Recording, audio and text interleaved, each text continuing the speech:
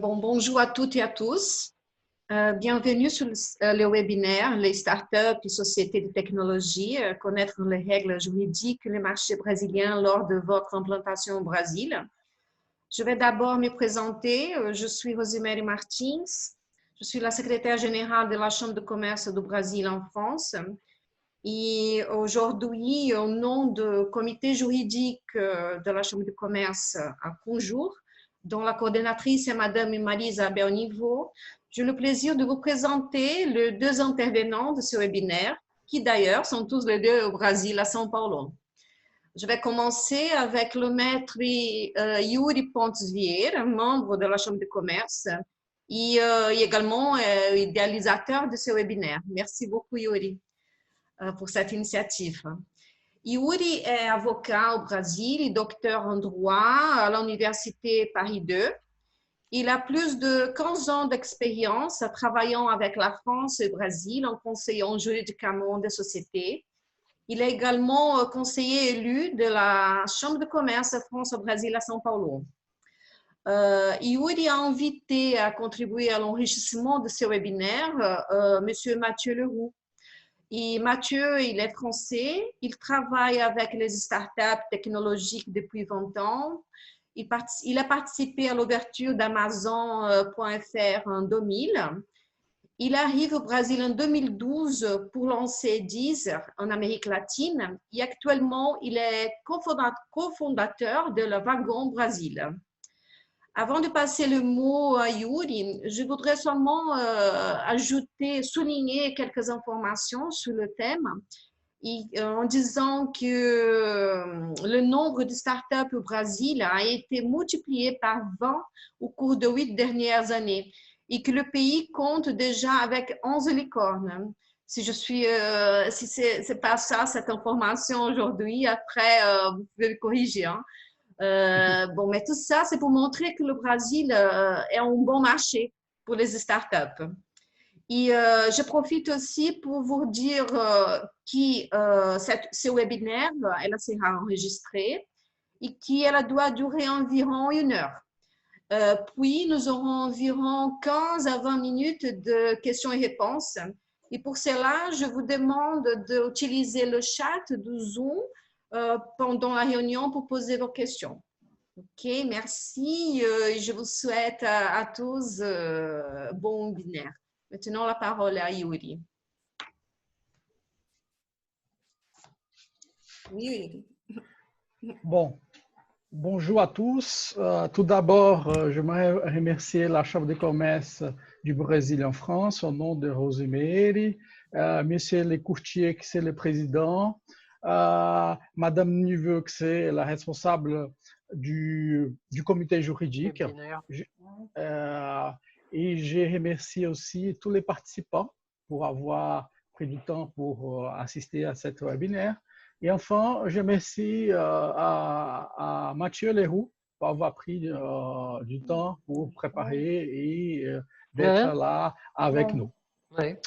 Bon, le but, maintenant, nous allons parler de l'aspect juridique.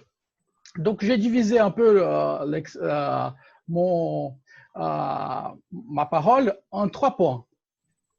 Même si j'ai mis au début là sur l'aspect juridique marché brésilien qui parlait de tout, moi, je vais parler de l'aspect juridique.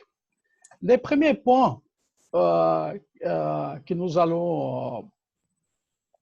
c'est bon. Investissement, tout d'abord, il y a l'investissement direct, l'investissement indirect. Et ensuite, je vais parler quelques aspects spécifiques aux questions juridiques des startups et des sociétés de technologie. Or, au préalable, la première chose lorsque l'investisseur vient au Brésil, c'est et surtout lorsqu'il fait d'investissement direct, c'est de quoi? C'est de faire l'enregistrement au préalable à la Banque centrale. Il y a beaucoup de personnes qui pensent, non, combien de temps il faut faire pour l'enregistrement, cet enregistrement, est-ce qu'il faut l'avis de la Banque centrale pour pouvoir faire la réponse positive ou négative de l'enregistrement? Non, c'est un enregistrement automatique, d'accord? C'est en ligne Et là, il y a plusieurs éléments que nous devons inscrire dans cet enregistrement automatique et en ligne auprès de la Banque centrale.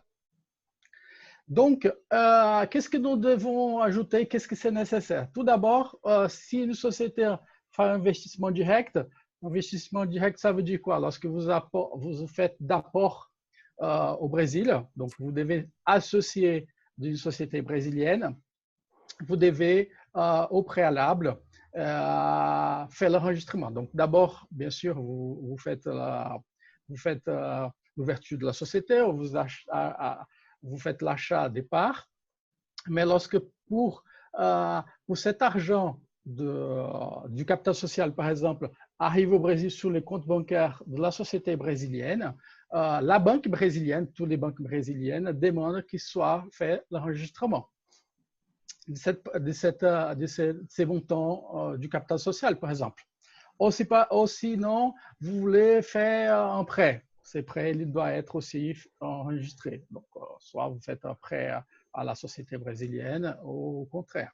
C'est là, il est important parce qu'en fait, lorsque vous faites cet investissement et cet enregistrement, il est possible après de faire rapatriement de votre investissement, soit par le biais de dividendes, soit pour la paix, si par exemple vous achetez, si vous vendez des parts de cette société, c'est important aussi de faire l'enregistrement au préalable lors de votre investissement au Brésil. Bon, voie directe d'implantation. D'abord, je vais vous parler des structures juridiques d'implantation et on va parler les voies les plus utilisées. D'accord? Il existe plusieurs formes juridiques au Brésil. Ainsi comme en France, il y a plusieurs. D'ailleurs, il y a beaucoup de similitudes entre le régime des sociétés au Brésil et en France. D'abord, nous avons EIRELI, c'est entreprise individuelle à responsabilité limitée. Et ce type de société, c'était une demande de la classe économique pour avoir un seul détenteur de parts d'une société au Brésil. Bien sûr, il existe l'entrepreneur individuel, mais il n'y a pas une séparation juridique entre le propriétaire et la société. Avec EIRELI, a été ouvert en 2011 cette possibilité, c'est-à-dire un seul détenteur des parts de cette société. Au début, il y a eu quelques demandes pour savoir si les détenteurs des parts pouvaient être une société, une personne morale, parce que c'était clair qu'il pouvait être une personne physique. Mais après quelques années, a été solidifié, il était clair la possibilité d'une société avoir 100% des parts d'une EIRELI. Et l'autre chose importante aussi, c'est qu'à l'époque, en raison du fait qu'il y avait un seul propriétaire des parts, le législateur, en fait, c'est inscrit dans le Code civil brésilien, ces régimes de société, il pensait que pour protéger les créanciers, il fallait avoir un capital social assez élevé. Donc, maintenant, le capital social, il est fixé en fonction du salaire minimum. Donc, c'est 100 fois le salaire minimum de l'époque de l'ouverture de cette EIRELI. Bon, cela, bien sûr, a été, pour les petits entrepreneurs, ça dérangeait un petit peu en raison de ce capital social. Et ce capital social, il fallait être libéré. Ce n'est pas une promesse. Il fallait vraiment payer ces capital social équivalent 100 fois le salaire minimum au Brésil. Donc, ça avait 100 000 et quelques. Hein. Aujourd'hui, le salaire minimum, c'est 1045 cette année. Donc, c'était un capital social substantiel. Bien sûr, ça rendait aussi la séparation, le capital social et la société du propriétaire. Ça garant l'indépendance, le risque juridique aussi. Donc, c'était intéressant pour pouvoir investir seulement avec une seule personne. Bon, nous avons la société à responsabilité limitée en général. D'ailleurs, EIREL, on peut dire, c'est une espèce de limitada. C'est la forme la plus connue et la plus utilisée au Brésil. Jusqu'à 2019, il fallait au moins 2 personnes pour être les propriétaires, les associés de limitada. Finalement, cette possibilité d'avoir cette interdiction, cette limitation d'avoir 2 ou plus associés a été changée avec une loi en 2019 qui ouvre la possibilité d'un seul associé être propriétaire de limitada. Donc, c'est vrai que maintenant, EIREL a perdu un peu de sens. Pourquoi? Parce qu'en fait, le propre code civil dit qu'il n'y a pas, il n'existe pas une restriction à niveau de capital social. Donc, vous pouvez avoir un capital social vraiment très réduit selon vos besoins et que finalement, l'EIREL a perdu l'utilisation. Elle est en vigueur. Ces sociétés qui sont encore, sont encore établies, ça, il n'y a pas aucun problème, continue. Hein, mais il existe la possibilité d'une société limitada d'être composée avec un seul associé. Et parmi, donc encore une fois, les sociétés à responsabilité limitée, il y a indépendance entre les associés et la société. Donc, ça garant la sécurité juridique de l'investisseur dans l'investissement au Brésil. Bien sûr, il y a ça c'est la règle, mais il existe quelques exceptions vraiment spécifiques des considérations de la personnalité juridique, mais c'est des cas vraiment très spécifiques dans le domaine de la fiscalité, dans certains cas, droit de travail et droit de consommateur. Mais vraiment, la règle générale, c'est la séparation du capital, de la personnalité juridique, de la société et de ses propriétaires. Un point important, ce qu'il faut prendre en compte, c'est que toute société au Brésil a besoin d'un administrateur. Cet administrateur doit résider au Brésil. Donc, il doit avoir soit un étranger avec un visa permanent, soit un Brésilien qui vit ici.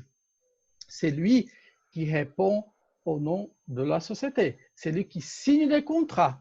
C'est lui aussi qui va ouvrir le compte bancaire. C'est lui qui est responsable du compte bancaire, l'administrateur de la société brésilienne. Et c'est lui qui, par exemple, a l'accès au compte bancaire. Il y a de temps en temps un petit moyen investisseur, il dit je veux avoir l'accès pour transférer les sommes, faire des retraits directement au compte. Moi, je suis seulement un associé. Si vous n'êtes pas l'administrateur, donc si vous êtes dans ces cas, pour être administrateur, il faut être résident au Brésil, vous ne pouvez pas. Vous pouvez bien sûr avoir accès au compte bancaire, savoir en ligne ce qui se passe sur votre compte, le compte bancaire de votre société, mais qui clique, qui fait le transfert bancaire, par exemple, pour payer les salariés, ça va être l'administrateur ou la personne qui, dans ce cas, répond pour la société, mais qui doit être résident. Nous avons aussi la figure du représentant légal de l'associé non résident. Aussi, tout associé qui détient des parts au Brésil a besoin d'être représenté par une personne physique. Voilà. Dans 2 cas, l'administrateur et le représentant légal doivent être résidents au Brésil et personne physique. Le représentant légal de l'associé non résident, c'est lui qui finalement, lorsqu'on fait l'ouverture de la société, c'est lui qui va signer au nom. Donc, ça va être nécessaire d'avoir des pouvoirs. Ces pouvoirs vont être faits dans le pays d'origine, par exemple en France, et ensuite va être envoyé ici au Brésil pour faire la traduction assermentée. Et lui, il va être le représentant, cette personne va être le représentant de l'associé non résident, soit personne physique, soit personne morale.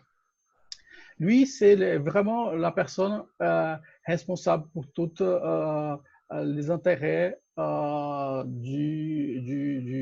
l'associé. Et nous avons l'ESA, Société anonyme. C'est une société normalement utilisée pour des investissements plus importants ou dans le cadre d'une start-up qui veut faire l'appel des fonds de façon soit où va ouvrir va ouvrir le capital auprès des banques au Brésil, ça va demander d'argent, soit il va en bourse. C'est un modèle utilisé, c'est ça. C'est une société plus bureaucratique pour être administrée à niveau des dépôts, des bilans. Donc, en gros, nous avons les 3 modèles les plus utilisés. Et c'est vrai que la limitada, c'est de loin, maintenant en plus, après fin 2019, qu'il est possible d'avoir un seul associé. Ça, c'est les modèles les plus recommandés, les plus utilisés. Ensuite, nous avons le modèle succursale.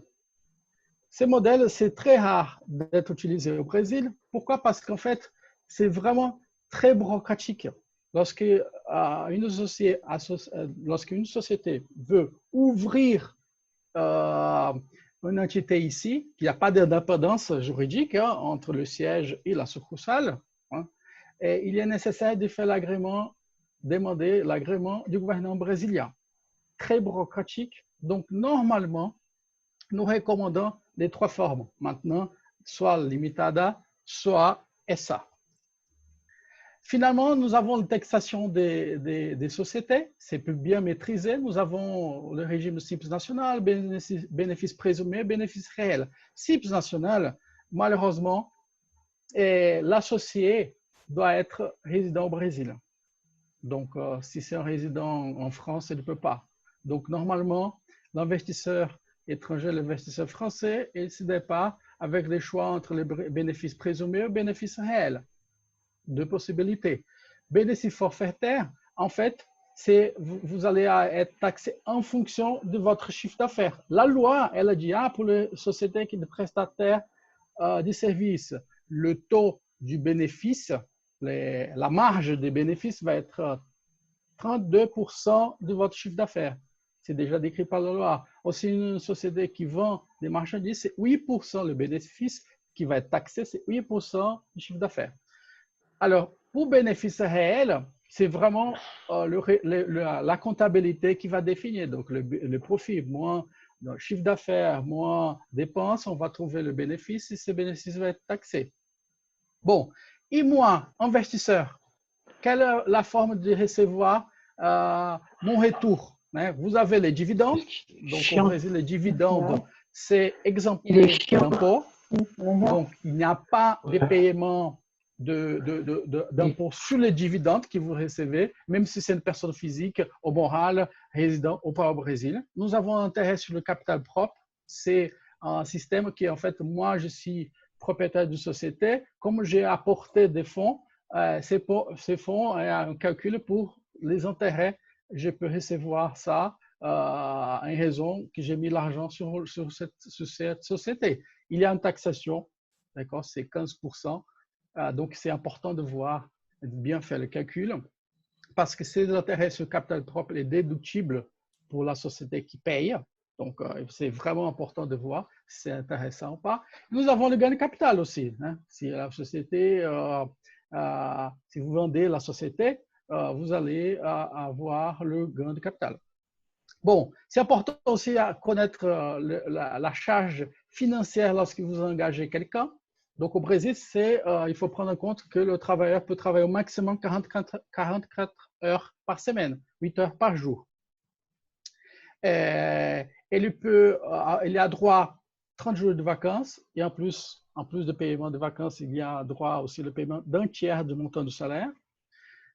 S'il dépasse 8 heures par jour, il y a paiement d'heures supplémentaires. Donc, en plus, ça, c'est les règles générales mais important pour toute société, voir l'accord collectif qui existe pour la classe, hein, qui normalement donne plus de droits que ça. Par exemple, l'horaire travail de nuit, par exemple, les travail de nuit que nous parlons là, c'est le travail de nuit qui va de 10 h à 5 h du matin. Normalement, si on regarde l'accord collectif, il dit que ça va pour plus intéressant, qu'il y a plus de pouvoir de donner plus de droits aux travailleurs. Il dit qu'il va diminuer, par exemple, il dit qu'il diminue à 6 h du matin, hein, au Q5. Nous avons aussi droit, tout travailleur a droit, le FGTS, c'est un fonds que la société paye aux travailleurs. En fait, ce fonds va être gardé dans un compte bancaire, la Caixa Econômica Federal, c'est la banque, qui garde cela. S'il y a licenciement de travailleurs, il peut toucher. Pendant qu'il n'y a pas de licenciement, et dans certains cas, ils ne peuvent pas toucher. Si par exemple, il va acheter un bien immobilier, il peut toucher ces fonds. Il y a une cotisation sociale au Brésil, qui est équivalent à 20% du total payé de salaire de travailleurs. Il y a quelques sommes en plus, mais selon l'activité de la société. Et donc, il y a la voie indirecte d'investissement. Donc, nous, au Brésil, nous avons depuis 2017 le régime d'ange investisseur. Donc, c'est vraiment tourné pour la société, cette société micro-entreprise. C'est pour les sociétés qui ont un chiffre d'affaires de maximum 4 800 000 reais l'année. Donc, l'investisseur Angèle, il peut être soit une personne physique, soit une personne morale, peut être résident aussi en France, à l'étranger, au Brésil, mais la société que vous allez investir, elle doit être sur le régime du CIPS national, par exemple, qui s'écrit dans la loi du CIPS national, qui parle de cette limitation de la taille de la société. C'est quelque chose d'intéressant parce qu'il garant la sécurité juridique, parce que vous n'êtes pas détenteur au départ, vous n'êtes pas associé, vous allez mettre des fonds, donc il y a vraiment un risque zéro, ou presque zéro, parce que dans les droits, c'est jamais zéro, mais il y a vraiment limitation de responsabilité dans ces cas, lorsque vous êtes un jeune investisseur. Il y a quelques limitations, par exemple, la durée maximale de ces contrats d'investissement, qu'en fait vous allez faire, c'est le maximum de 5 ans. Lorsque vous allez vous toucher la rémunération de la société que vous êtes en train de faire d'investissement, elles ne peuvent pas être supérieures à 5%, 50% du bénéfice généré par la société. Ensuite, les sommes que vous touchez, elles sont objet de taxation. Donc, selon plus de temps que vous restez, moins on va avoir la taxation. Donc, si c'est 15% lorsque vous avez plus, vous investissez plus 720 jours, c'est-à-dire vous commencez à recevoir la rémunération après 720 jours, vous allez avoir la taxation de 15%. Si c'est moins, entre 61 jours et 720, vous allez 17,5. Voilà. Donc, nous avons d'autres régimes juridiques. C'est assez vieux.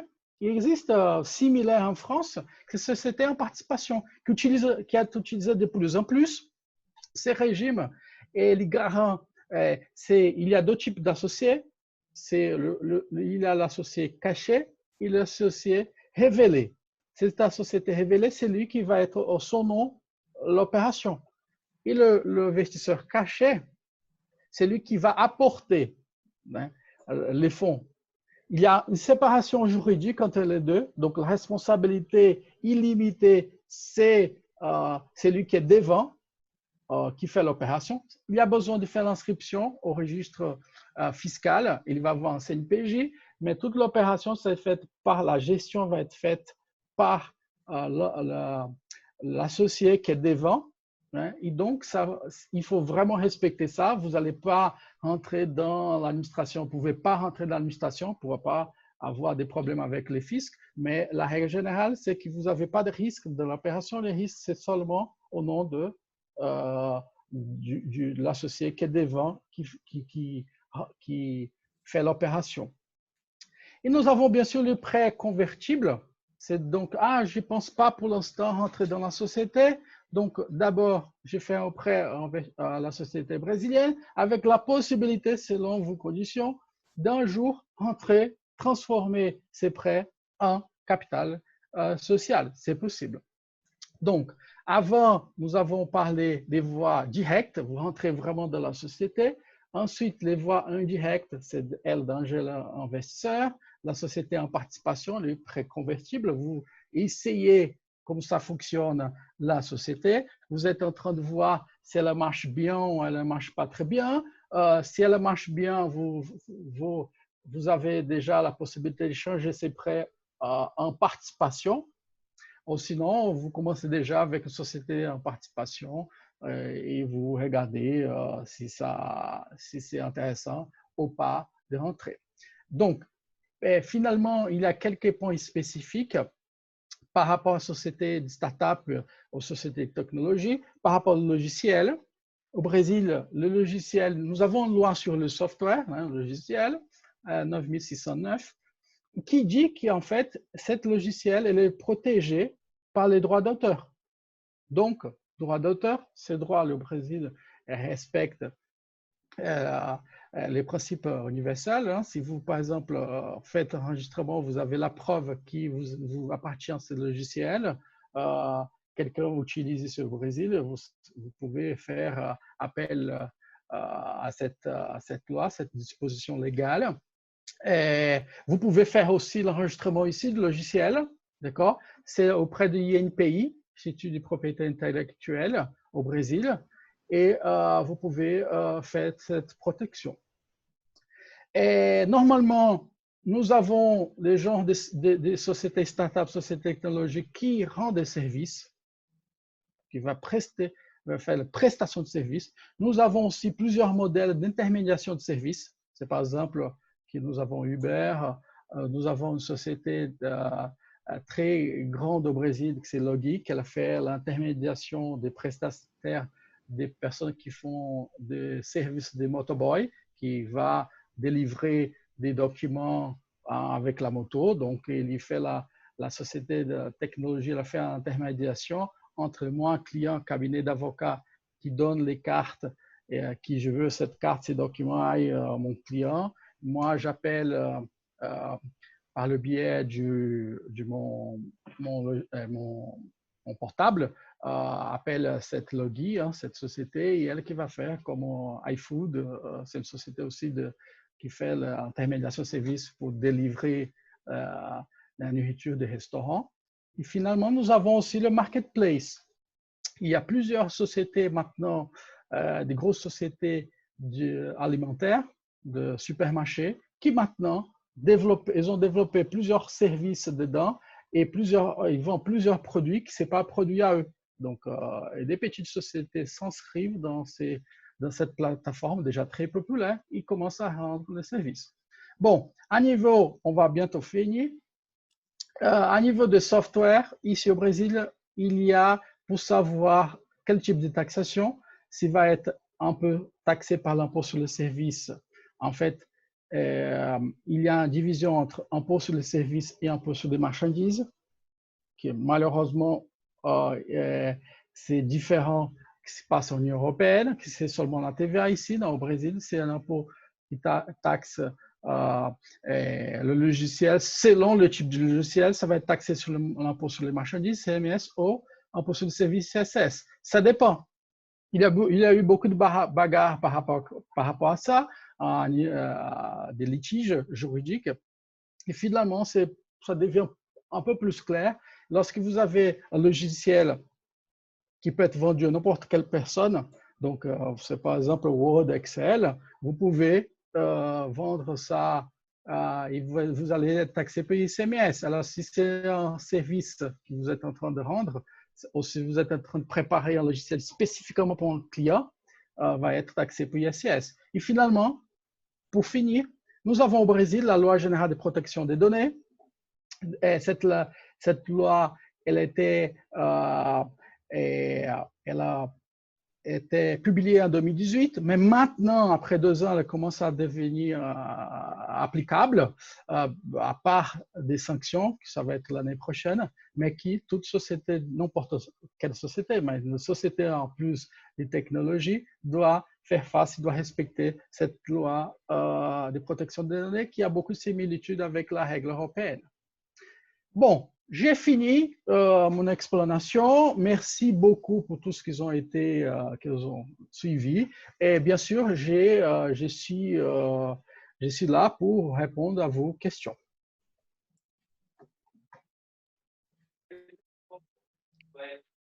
Merci Yuri, je te remercie. Et je vais cliquer, hop, partager mon écran pour parler de ma partie. Vous me dites si vous ne voyez pas. Il faut que je mette ça. Je vois. On voit. Comme ça. Très bien.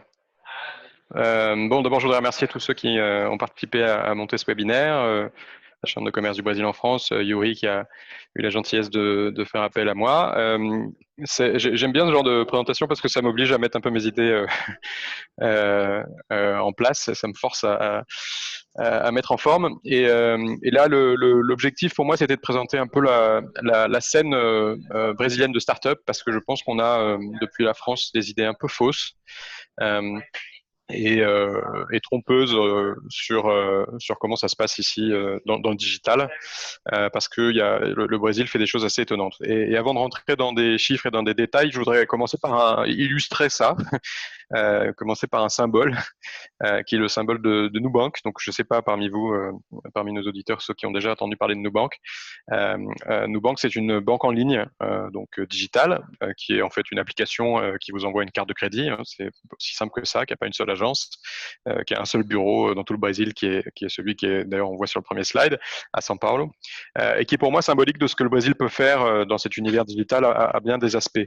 La première chose, c'est que c'est une banque donc, qui est née au Brésil, mais qui est en fait vraiment internationale dans le sens où le fondateur, c'est un Colombien qui était en fait au Brésil représentant d'un fonds VC très connu américain qui s'appelle Sequoia et qui pendant plusieurs mois, voire années, a cherché des opportunités avant de dire en fait la meilleure opportunité, je vais la créer moi. Et donc, il a monté Nubank pour attaquer ce marché extrêmement oligopolistique et complexe de la banque au Brésil. Donc ça, c'est un deuxième symbole important, c'est que le Brésil est truffé de marchés qui sont oligopolistiques et dans lequel le digital offre une opportunité inespérée, si on regarde les 50 dernières années, parce qu'il n'y en a pas eu beaucoup, de casser et de remettre en cause ces situations d'oligopole.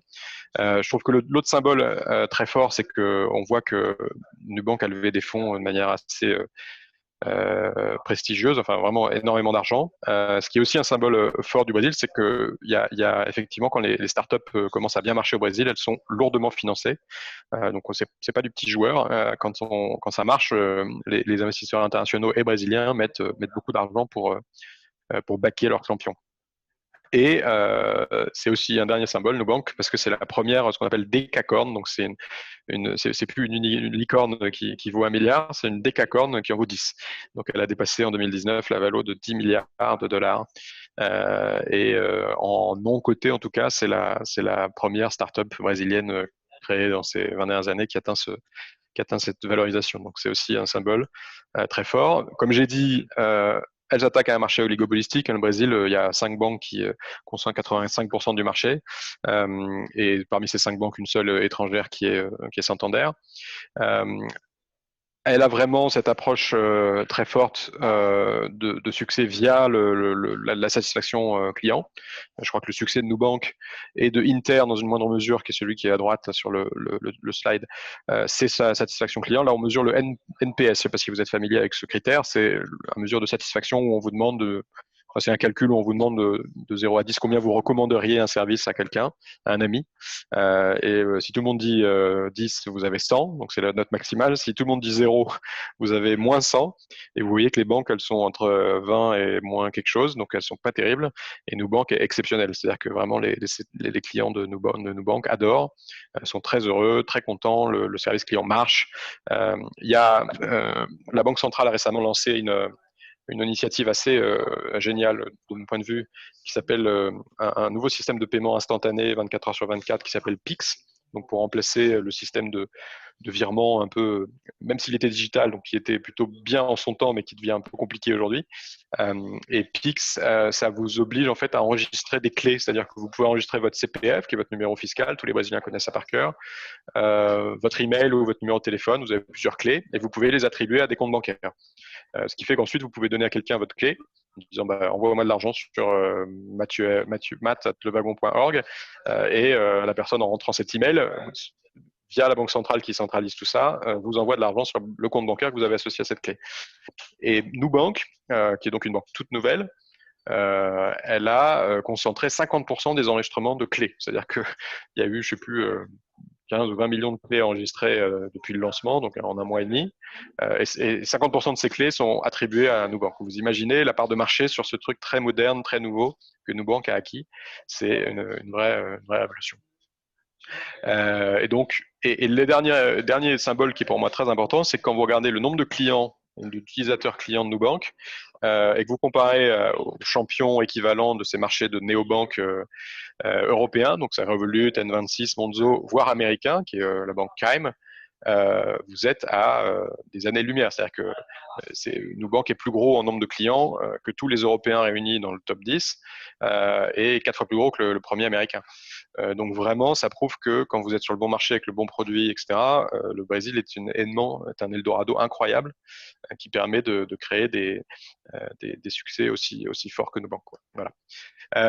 Donc, si la question se pose de est-ce que les startups ça marche au Brésil, je pense que la réponse est claire. J'avais le petit document à gauche, c'est moi qui l'avais compilé. Il a 2 ans d'âge, donc il est un peu outdated, mais ça avait vocation de montrer que voilà, l'écosystème brésilien il est peuplé de tout un tas de choses. Il y a des accélérateurs, des médias, des VC, des investisseurs en capital locaux, mais aussi globaux, comme Sequoia qui a mis de l'argent dans Nubank, des corporates, etc. Il y a tout, et évidemment des entités publiques qui participent à tout ça pour essayer d'accélérer l'agenda.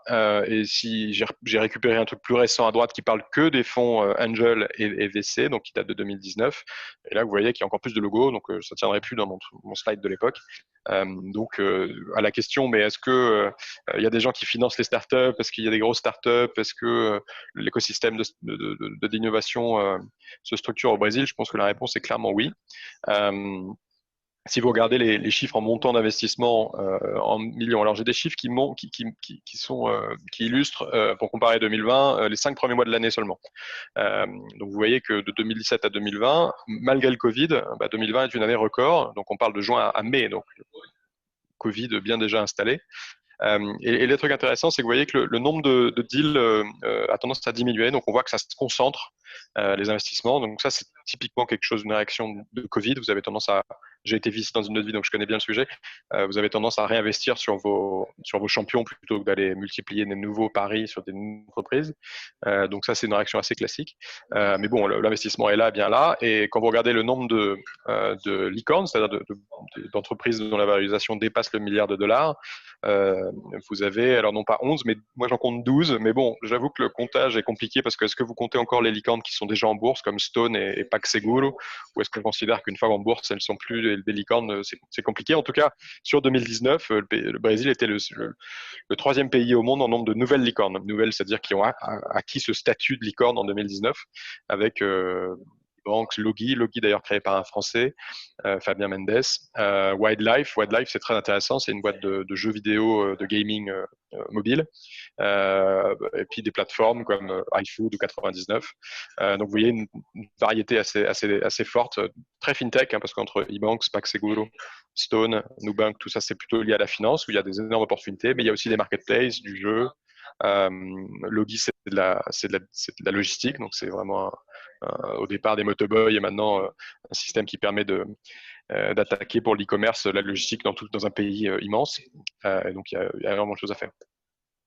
Alors pourquoi est-ce que le Brésil vraiment décolle sur ces sujets-là? D'abord parce que je pense que le digital a vraiment pris au Brésil.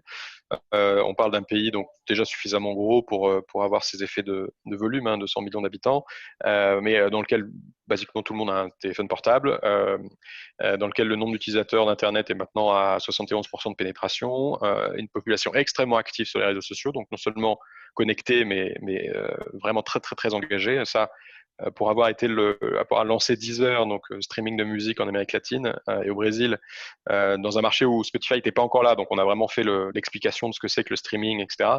On a vu à quel point la population brésilienne est early adopter dans l'âme, c'est-à-dire vraiment capable de se passionner et d'adorer quelque chose de nouveau et de le divulguer, de le partager pour que tout le monde l'utilise très très vite. Donc vraiment une mentalité assez favorable à tout ce qui est innovation et nouveauté, une fois que vous avez évidemment adapté votre produit et l'expérience au Brésil, ce qui est très important. Dans le cas de la musique, il fallait évidemment avoir les bons catalogues parce que les Brésiliens, ils écoutent à 70% de la musique brésilienne.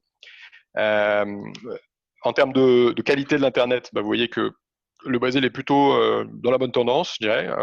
Donc, c'est loin d'être honteux. La vitesse moyenne pour les connexions fixes augmente. Ils sont en train de mettre en place la 5G. Alors, je sais pas, je suis bien capable de vous dire quand est-ce qu'elle va définitivement en place, mais ça arrive.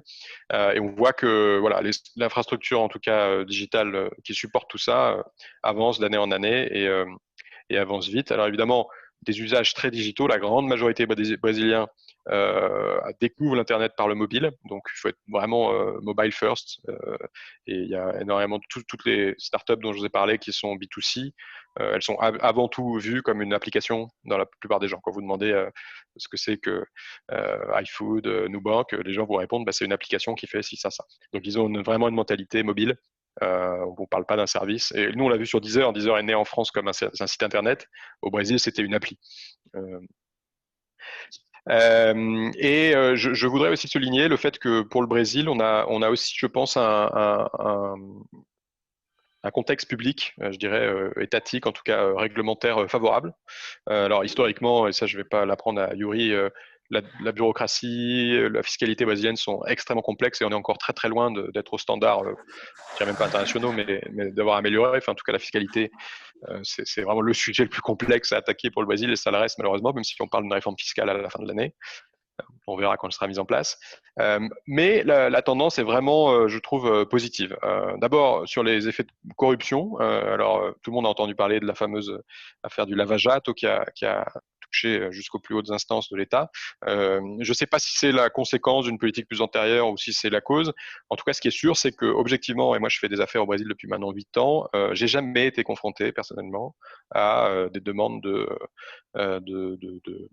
pots de vin, etc. Donc on sait que ça existe, on sait qu'il y a du financement occulte de partis politiques, ne cachons pas derrière notre petit doigt, mais dans la vie de tous les jours pour un entrepreneur, sauf si je pense vous êtes sur des marchés extrêmement parapublics, où là, je ne mettrai pas ma main coupée que vous ne devez pas y passer. En tout cas, moi j'ai monté des boîtes, donc Deezer, j'ai monté une boîte de cours d'informatique. Même pour obtenir la licence pour les bureaux, on m'a jamais rien demandé. Donc, et pareil pour un conducteur qui va à la plage et qui se fait arrêter par la police, assez classique, notamment au Mexique.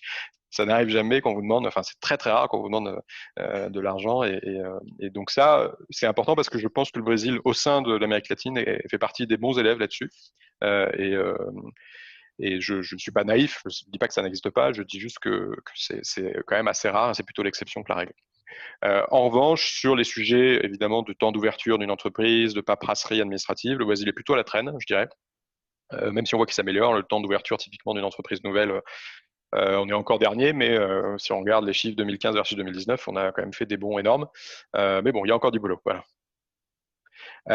Pix, dont je vous ai déjà parlé, c'est pour moi un des exemples aussi de l'effort que fait la puissance publique pour essayer en fait d'utiliser le digital pour amener de l'innovation et notamment casser ces oligopoles. Donc, dans l'univers bancaire, c'est flagrant. Vraiment, la Banque centrale a énormément réfléchi à mettre en place des réglementations qui s'adaptent à la taille de la société. Donc, laisser les startups pouvoir ne pas devoir installer des bureaux de compliance qui coûtent plusieurs millions d'euros par an juste à gérer les gens, quand vous êtes une startup dont le risque, si elle fait n'importe quoi, concerne 3 entreprises et 25 personnes physiques. Donc y a tout un cadre légal qui a été créé extrêmement, pour moi, astucieux, où on essaie d'accompagner la croissance de ces fintechs, de ces startups dans la technologie, où la Banque centrale comprend bien qu'on ne peut pas donner exactement les mêmes règles à Itaú, qui est un leader incontesté et qui fait des fortunes en profit chaque année, et à une startup qui essaye de l'attaquer sur un petit micro-marché, que ce soit le change ou le prêt aux entreprises ou le prêt entre personnes physiques.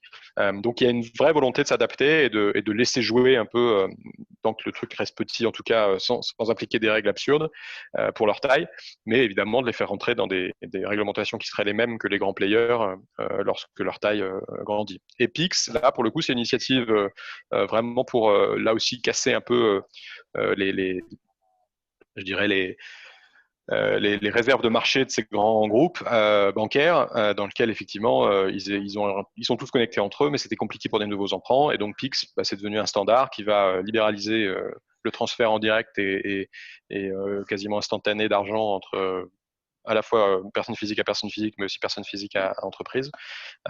Et bon nombre de grandes banques qui avaient l'habitude de facturer des taux et des frais absurdes pour le transfert TED et DOC, les fameux DEC, TED et DOC, dont j'ai jamais bien compris la différence. D'ailleurs, il y en a deux, mais bon, c'est pas très clair pourquoi il y en a deux. Pix, théoriquement, devrait casser tout ça, on l'espère, on croise les doigts, réponse dans un mois. Et puis là, une dernière illustration de cette tendance, donc, je ne sais pas si Yuri peut peut-être en parler au moment des questions, mais il y a une nouvelle loi sur les startups, donc qui a vocation à, alors c'est pas encore très clair dans ma tête, mais il y a vocation principalement à faciliter l'investissement, donc distinguer bien la figure de l'investisseur de la figure de l'administrateur pour pas que vous soyez responsable sur vos biens propres si jamais la startup ne marche pas. Donc ça c'est bien parce que ça donne de la protection aux investisseurs et donc ça fomente l'investissement dans des boîtes technologiques. Il y a des sujets autour de la fermeture des entreprises parce que je crois que l'un des sujets dans lequel le Brésil était encore pas mal en retard, c'est les sujets de liquidation judiciaire où ça met 15 à 16 ans pour fermer une boîte en gros quand elle a des actifs et des dettes. Ils essayent dans cette loi-là d'essayer d'inclure une nouvelle réglementation pour faciliter. Alors je ne sais pas s'il y aura les administrateurs judiciaires comme on a en France, mais en tout cas l'idée c'est de moderniser un peu cette dimension-là qui a aussi vocation à faire tourner la machine économique plus vite et avec moins de frottement. Et au-delà de ça, je pense qu'il y a une modification, mais ça on le voit dans le monde entier, pour être franc, culturelle. Je trouve que les entrepreneurs deviennent les nouvelles rockstars. Je ne sais pas si ça date du livre, du fameux film sur Social Network avec la création de Facebook, mais on voit de plus en plus de jeunes qui sortent d'école, ingénieurs, bien formés, etc., dont le rêve est de créer une boîte et non plus soit d'intégrer une très grande boîte, soit de faire autre chose dans la vie. Donc vraiment, ça c'est intéressant parce que je pense que ça favorise l'émergence de nouveaux secteurs, ça met plus de concurrence, ça justifie, ça aide à combattre un problème antique du Brésil qui est l'inflation, parce que on se parle souvent, l'inflation vient aussi de ces situations de ligopole où les gens s'arrangent entre eux pour faire des prix. Donc tout ça, je le vois d'une façon très favorable. Évidemment, il y aura de la casse, évidemment, il y aura des scandales, des boîtes dont on espérait qu'elles deviennent merveilleuses, mais en fait, elles auront ruiné leurs investisseurs, mais ça fait partie du jeu. L'important, c'est pas tellement cette casse-là, mais c'est plutôt qu'il y ait des champions qui changent durablement les pratiques. On le voit, alors je cite beaucoup un document qui s'appelle, enfin j'ai oublié le nom du document, mais qui a été réalisé par Atlantico, qui est un VC brésilien, vous voyez quand les slides sont bleus comme ça, je leur ai piqué directement de leur présentation. Si vous voulez, je pourrais vous envoyer le doc à la suite de cette présentation. Et là, c'est l'exemple sur justement l'impact culturel où on voit que les entreprises, les startups, les entreprises de technologie deviennent de plus en plus attractives pour les jeunes, des universités bien formées qui considèrent que c'est une voie possible et en tout cas sexy de faire carrière. Après, ce qui est intéressant, c'est de voir que du côté des marchés publics, donc Ibovespa, qui est le marché d'actions brésilien, la bourse, on est encore très en retard. On est malheureusement au niveau de l'Amérique latine, mais on est à 2,5% seulement de stock technologique au sein de tout ce qui est coté en bourse. Donc ça, pour moi, je le vois comme une énorme opportunité parce que ça ne peut que grandir. Si on regarde d'ailleurs le peu de stocks qui sont technologiques, ils ont une performance bien meilleure sur le 2020. Alors ça, c'est vrai sur tous les marchés, mais c'est aussi vrai au Brésil. Donc vous voyez que l'indice tech, post-Covid, il est largement au-dessus de ce qu'il était en décembre, alors que les banques sont à moins de 32%, les commodities sont presque en ligne, et IBOV, c'est-à-dire l'indice général, il est à moins de 13% début octobre, quoi. Donc vraiment la tech est encore petite au sein du truc, mais elle grandit avec appétit. Et ce qui est intéressant aussi, c'est de voir que le leader technologique et maintenant du coup la plus grosse capitalisation boursière d'Amérique latine, c'est Mercado Libre. Alors Mercado Libre, c'est pas brésilien, c'est argentin, mais bon, le Brésil est leur plus gros marché, donc en tout cas c'est LATAM. Et la performance du stock Mercado Libre est sur 2016-2020, vous voyez qu'elle est supérieure à celle de Amazon, qui est pourtant pas ridicule. Donc vraiment, on a un champion là qui j'aurais pu citer en exemple d'ailleurs au même moment que Nubank, mais je l'ai pas choisi parce qu'il n'est pas brésilien, et qui prouve que la révolution technologique, elle impacte aussi le LATAM en plein et avec un champion parmi d'autres. Et d'ailleurs, ce qui est intéressant, c'est que l'Amérique latine a créé ses propres champions. C'est-à-dire que ce que l'Europe n'a pas réussi à faire, parce que objectivement en France et en Europe, en tout cas, il n'y a pas autant de champions vraiment typiques comme vous l'avez en Amérique latine. Amazon a beaucoup plus de mal sur le marché brésilien qu'elle n'en a jamais eu en France. Je sais de quoi je parle parce que j'ai participé au lancement de Amazon il y a 20 ans en France. Je dis pas que Fnac était pas dur à obtenir, mais enfin, en tout cas aujourd'hui, je pense que la messe est dite. C'est pas le cas, loin de là en Amérique latine. Voilà, c'est en train d'échanger. Donc, on voit qu'il y a des IPO, des entrées sur le marché qui ont lieu, même en 2020. Locaweb, qui est un équivalent d'Amazon Web Service, donc qui fait des services de hosting, s'est mise en bourse cette année, juste avant le Covid. Et vous voyez, même post-Covid, elle a réussi à avoir une très belle performance. Donc, ça prouve bien que le marché est en train de, parce que je parlais d'écosystème de start-up, on démarre avec les business angels, mais il faut aller jusqu'à la fin, et la fin en général, c'est la mise en bourse. Donc même la fin, vous voyez que ça commence à avoir de la gueule, comme on dit, et on voit des champions qui performent. D'ailleurs, sur les fameuses licornes dont j'ai cité les exemples au début, il y en a déjà deux. Stone. Alors Stone, c'est marrant, elle est cotée aux États-Unis, c'est cotée au Nasdaq. Et Pax Seguro qui est coté là pour le coup au Brésil. Donc déjà deux en bourse, mais il y en a tout un tas qui envisagent d'y aller. Je les ai mis à gauche, Enjoy, Melius, et puis un fonds, une holding qui a plusieurs entités internet, donc la plus connue, je pense, c'est Buscapé, qui est un comparateur de prix.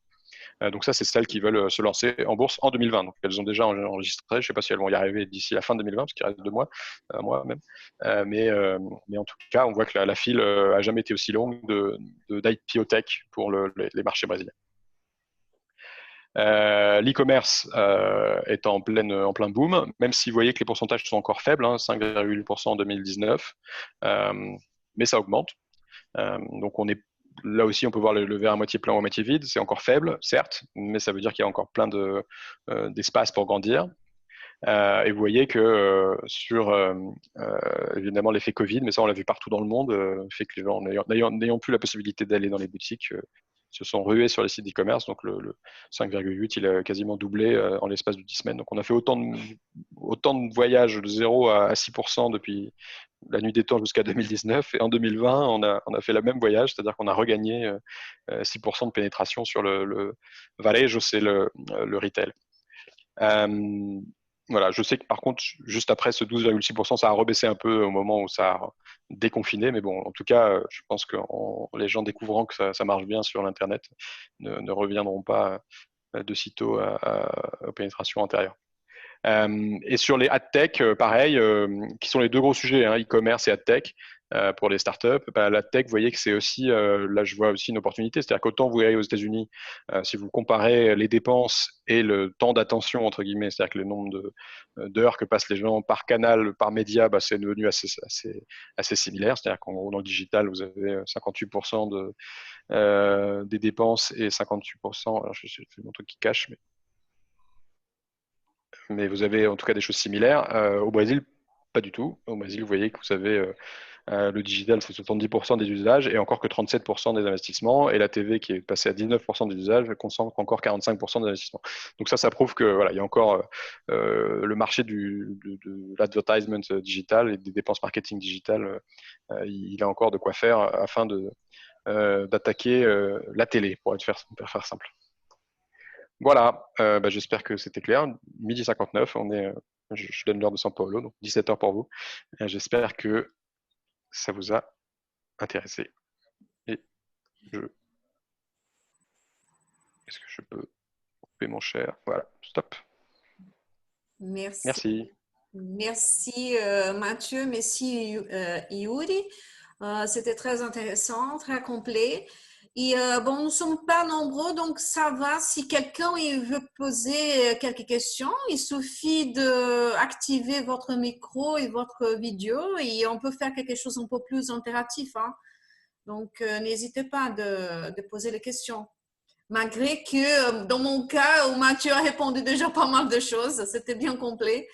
Ouais, mais il a toujours quelques informations de plus hein, que vous pouvez quand même ajouter si vous voulez.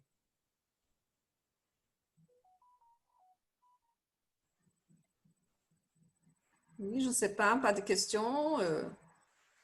Yuri, vous voulez ajouter quelque chose de plus? Bon, par rapport à ce que Mathieu avait parlé sur les projets de loi, c'est pour les... Vous entendez?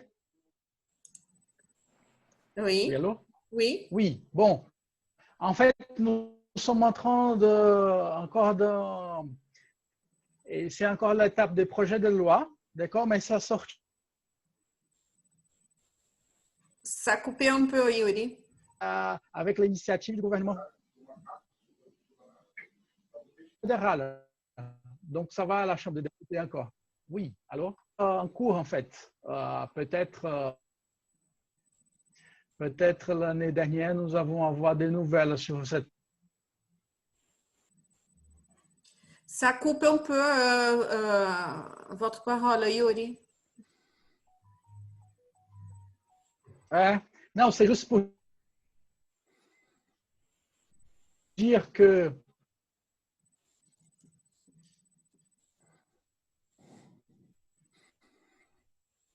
Je crois que c'est un problème de connexion.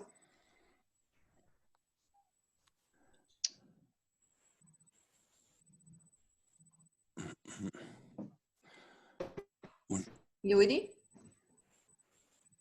vous entendez? A coupé complètement votre... Ça écoute quelque chose ou pas? Oui, maintenant ça va.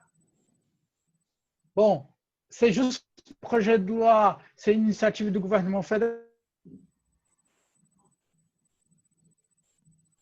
C'est encore, c'est encore.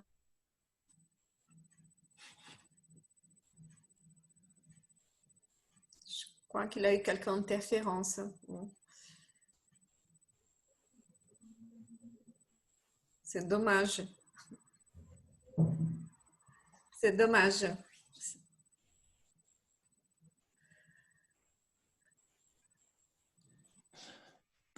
Ok, bon, je sais Bon, pas. s'il n'y a pas d'autres questions, on va conclure là. Rosemère, j'ai peut-être une question, vous m'entendez? Oui, oui, je vous entends. Je suis Arnaud Colson, avocat du Oui, cabinet GV Paris Avocat. oui, Vous me voyez peut-être même. oui, bien sûr. Parfait. Bonjour à tous. J'avais une question. Est-ce que je peux me permettre? Bien sûr. Bien sûr. Voilà.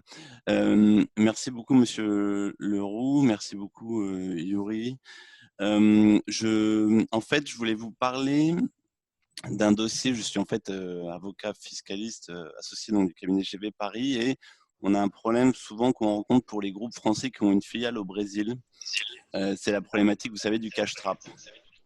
Et je voulais en discuter avec vous pour voir si au niveau de la French Tech, tout ça, c'était des problématiques qui étaient souvent remontées à votre niveau par rapport aux filiales, à savoir qu'en raison du poids de la taxation au niveau de la filiale quand elle achète des services auprès de sa société mère en France, du coup, les groupes français et les sièges sociaux en France renoncent à facturer quoi que ce soit à leurs filiales brésiliennes, alors même qu'on sait que les premières années, les filiales brésiliennes n'ont pas les ressources pour pour justifier le chiffre d'affaires réalisé. Ils sont évidemment soutenus localement par la France. Sauf que aucun flux de facturation n'est retranscrit de tout ça, puisque en raison des taxations depuis le Brésil, on n'arrive pas à ressortir suffisamment de cash de la filiale, et donc on renonce à facturer quoi que ce soit depuis la France. Ce qui pose des problèmes fiscaux pour la France. Puisque renoncer à facturer des choses à facturer des prestations qui sont rendues par la France au Brésil, ça peut poser un problème de fiscalité en France. Et en même temps, on a ces contraintes au Brésil qui fait que c'est compliqué de ressortir du cash de la filiale brésilienne quand elle vient rémunérer sa société mère en France pour un certain nombre de prestations de siège. Est-ce que ça, c'est une problématique qui est souvent remontée par différents acteurs de la French Tech au Brésil? Oui, alors je vais en parler parce que je suis membre du bureau de la French Tech. Effectivement, moi, c'est un sujet que j'ai eu dans toutes les boîtes dans lesquelles j'étais quand on était filiale de boîtes françaises. En fait, le problème, c'est que la fiscalité a une logique différente ici. C'est-à-dire que vous avez une fiscalité qui est très lourde sur l'entrée, la facturation. Historiquement, c'est parce que c'est ce qui est le plus facile à contrôler. Il ne faut pas se voiler la face. L'appareil d'État a du mal à contrôler autre chose que la facturation. Donc, effectivement, il y a plusieurs choses. Il y a historiquement, une lourde fiscalité sur tout ce qui est facturé, en particulier en B2C, mais aussi inter-entreprise. Deux, protectionnisme, donc des withholding tax, des choses qui, dès qu'on croise la frontière brésilienne, par défaut, il y a des taxes. Et théoriquement, pour les acteurs brésiliens, mais c'est sans doute une forme de protectionnisme aussi, une compensation avec aujourd'hui aucune taxation sur les dividendes. Mais pour un groupe français qui se fera taxer sur les dividendes en France, vous voyez, le truc ne sert à rien. Donc la réforme fiscale qui est en discussion aujourd'hui, dont je n'ai pas prétention à connaître tous les tenants et les aboutissants, mais je sais qu'elle a vocation à aller dans ce sens d'une normalisation, notamment par rapport aux normes OCDE, puisque l'idée, c'est de commencer à taxer les dividendes, ça a été clairement annoncé, et de compenser ça par une réduction de la fiscalité sur les boîtes brésiliennes.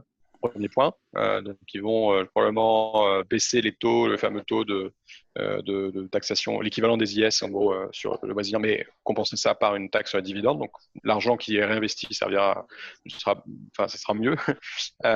Et parallèlement, il y a aussi des nombreuses discussions sur le fait qu'il faut commencer à baisser la fiscalité à la douane, faire que le Brésil ne soit pas le pays le plus protectionniste du monde. Ça, c'est la philosophie, j'ai envie de dire, du gouvernement actuel. Maintenant, pour y arriver, c'est pas simple. On voit que l'accord du Mercosur Europe, théoriquement, il va dans ce sens-là, mais comme il plaît pas non plus aux agriculteurs français, c'est compliqué. Donc, je dirais que le sens de l'histoire va en s'améliorant, à la fois parce que le Brésil se réforme lui-même et parce que le Brésil a vocation à s'intégrer davantage comme un acteur des circuits globaux de production et d'échange. Au jour d'aujourd'hui, il n'y a pas de solution miracle, sinon on l'aurait déjà trouvé. D'accord. Merci beaucoup. Donc, Yuri, tout à l'heure, on a perdu la connexion. Tu veux répéter quand même pour finir? Bon, c'est juste si ça marche. Oui, on va voir. Ça marche. C'est juste pour dire que c'est un projet de loi encore, c'est des initiatives du gouvernement fédéral. Donc, peut-être 2021, nous allons avoir des nouvelles. Ah, on espère. Des bonnes nouvelles. Ok. Vous m'entendez? Oui, Décio. Oui, voilà. Je peux? Oui, bien sûr, Décio.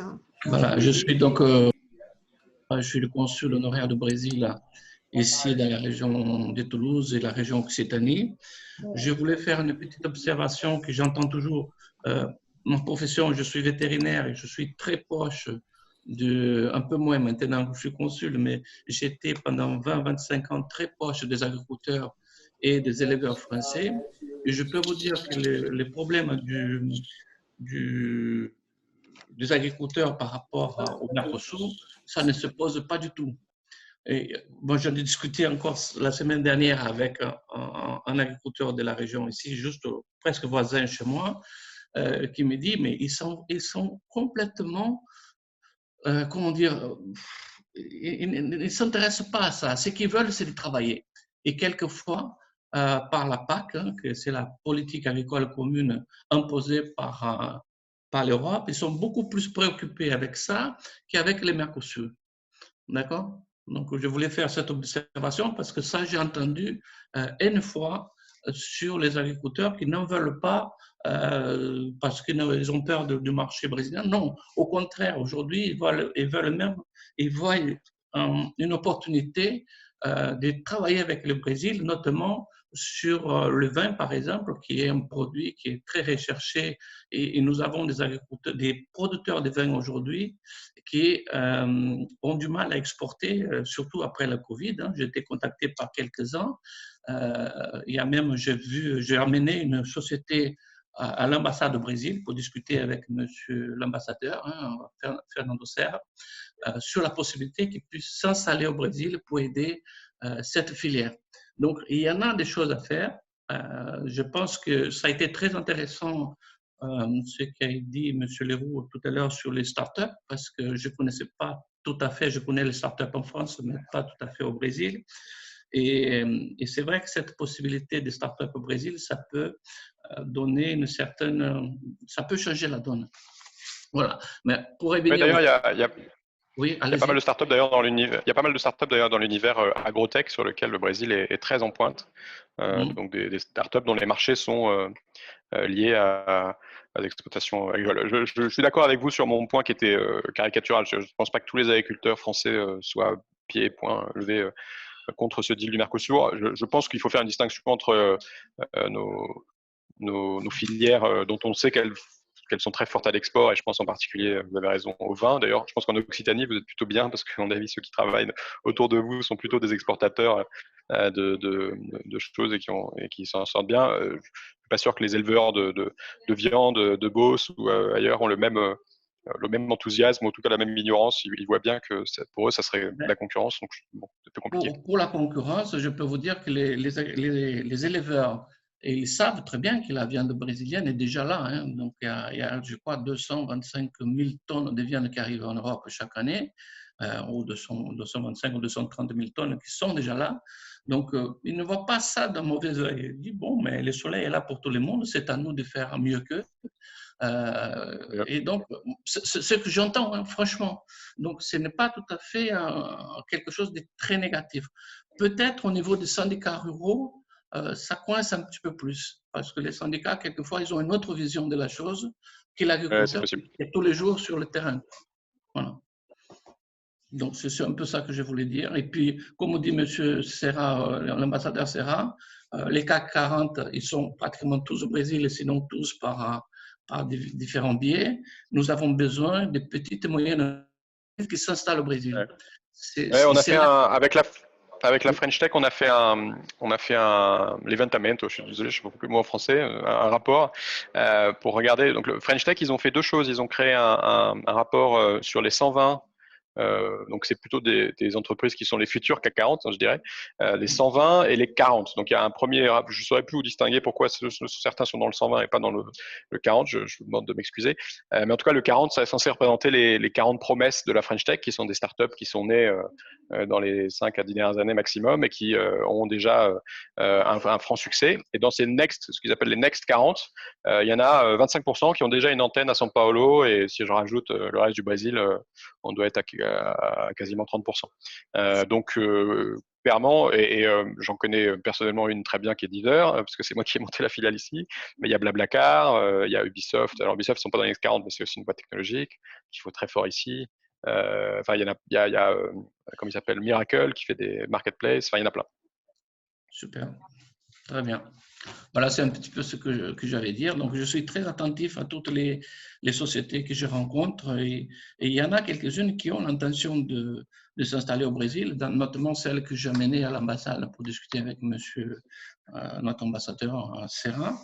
Après, bien entendu, c'est arrivé le Covid et ça a freiné un petit peu, mais c'est une société qui est installée à Montpellier.